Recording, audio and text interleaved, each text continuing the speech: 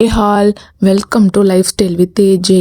இன்றைக்கி நம்ம என்ன விலாக் பார்க்க போகிறோன்னா, இன்றைக்கி எங்கள் ஊரில் கோவில் திருவிழா. அதை தான் ஒரு விலாகாக எடுத்து நான் இன்றைக்கி போட போகிறேன். இன்றைக்கி நான் என்னென்னலாம் பண்ணுறேன், எங்கெங்கெல்லாம் போகிறேன், அதெல்லாம் பார்க்க போகிறோம். இன்றைக்கி எங்கள் ஊரில் கூழ் ஊற்றுறதுனால நேற்று எங்கள் அம்மா கூழ்லாம் புளிக்க வச்சுட்டாங்க. புளிக்க வச்சுட்டு இன்றைக்கி வந்து கூழ் காய்ச்சுவாங்க. கூழ் எப்படி ஸ்டெப் பை ஸ்டெப்பாக காய்ச்சுவாங்க அதையும் நான் இந்த வீடியோவில் காட்டுறேன். எப்பயுமே கூழ் ஊற்றுறதுக்கு ஒரு நாளைக்கு முன்னாடி வந்து கிராமத்து சைட்லலாம் பால் குடம் எடுப்பாங்க. ஆனால் எல்லா ஊர்லேயும் தான் பால் குடம் எடுப்பாங்க.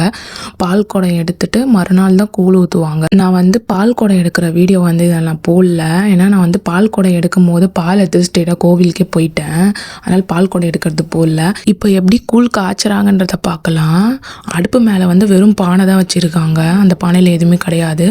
இப்போ வந்து 3 கல் வச்சுட்டு அதில் நல்லா சாமி கும்பிட்டுட்டு கற்பூர தீபாரத்தெல்லாம் காட்டிட்டு அரிசியை கழுவி வச்சுருக்காங்க பார்த்தீங்களா. அந்த அரிசியை வந்து அதில் போட்டு கொட்டிடுவாங்க. கொட்டிட்டு என்ன பண்ணுவாங்கன்னா, அந்த அரிசி நார்மலாக கொதிச்சு வரும்போது அந்த கரைச்சி வச்ச கூழை என்ன பண்ணுவாங்க, அதில் வந்து ஊற்றி நல்லா கிண்டுவாங்க. இது வந்து கிண்டுறது தான் ரொம்பவே கஷ்டம். ஏன்னா ரொம்ப நேரம் கிண்டிட்டு இருக்கணும். இல்லைனா வந்து அந்த கூழ் வந்து ரொம்ப கட்டியாயிடும் உள்ளுக்குள்ளே. அதனால் வந்து ரொம்ப பெரிய ப்ராசஸ் தான் இது. இது வந்து நம்ம அடுப்பில் காய்ச்சதுனால நிறைய புகை வரும். அதனால் கொஞ்சம் வந்து நம்ம இடைவெளி விட்டு தான் இருக்கணும். அதை நல்லா கிண்டினா தான் அந்த கூழ் வந்து நல்லா வேகும். ரொம்ப நேரம் அதை வந்து கிண்டினதுக்கு அப்புறம் என்ன பண்ணுவாங்கன்னா, அது வந்து வெளியே வந்து கொதிக்கிற மாதிரி வரும். அப்போ என்ன பண்ணுவாங்கன்னா, கையை வச்சு வந்து அந்த கூழ் வந்து வெந்திருக்கா அந்த கையில் வந்து ஒட்டக்கூடாது. அப்போ தான் அது வந்து வெந்திருக்குன்னு அர்த்தம். அதை என்ன பண்ணுவாங்க, கையில் ஒட்டாமல் இருக்கான்னு பார்த்துட்டு அதுக்கப்புறம் மூடி எடுத்துகிட்டு வந்து சாமி ரூமில் வச்சுருவாங்க.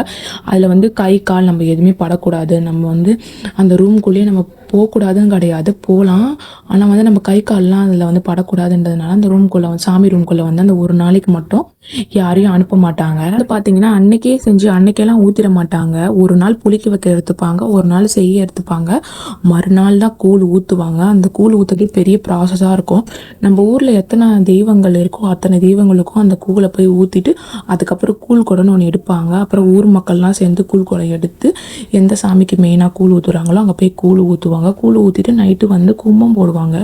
நான் கும்பம் போடுறது நான் இந்த வீடியோவில் காட்டல, ஏன்னா அங்கே நிறைய ஜனம் இருக்கும், நம்மளால் அங்கே போகவே முடியாது. நைட்டு வந்து கும்பம் போடுவாங்க. ஈவினிங் வந்து எல்லாரும் வந்து பொங்கல் வைப்பாங்க. பொங்கல் வச்சுட்டு எல்லாம் லைனாக பொங்கல் வச்சுட்டு அந்த பொங்கல் எடுத்துகிட்டு போய் சாமிக்கு படைப்பாங்க.